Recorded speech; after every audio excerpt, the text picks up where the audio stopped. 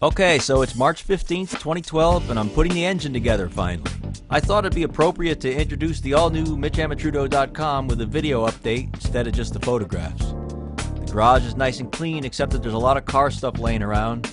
I got some era-appropriate classic rock playing on the radio, which you can't hear because this is an audio voiceover. Parts and stuff are lined up nice, all on the work table. Some of the engine parts ready to be installed. The cranks ground 10 under. The NOS rods were reconditioned with new ARP bolts installed. And all the rotating assembly was balanced professionally. Reground crank is in. All the main bearing clearance is checked out perfect.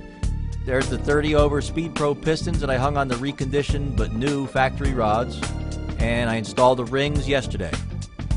Engine and tranny stuff on the floor and staging, ready to be assembled, painted or whatever. So the first 4 pistons are in, and I'll have all of them in by the end of the day because I don't want to start any phase of this job without being able to finish it the same day so that I remember where I am and stuff. And this is my dog Patsy, who's about as interested in this project as my wife is, as you can see.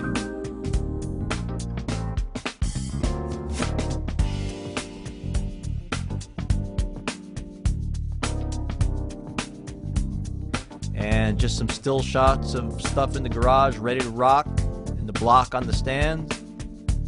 There's the shop manual on hand to consult with for clearances and torques and things like that.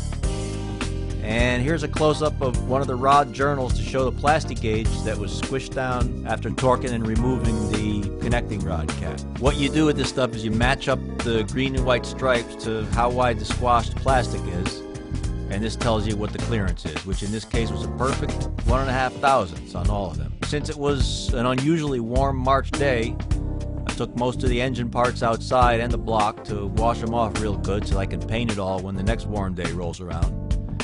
And finally, this picture shows the last 6 numbers of the VIN stamped on the block as documentation that this is indeed the original matching numbers engine for the car.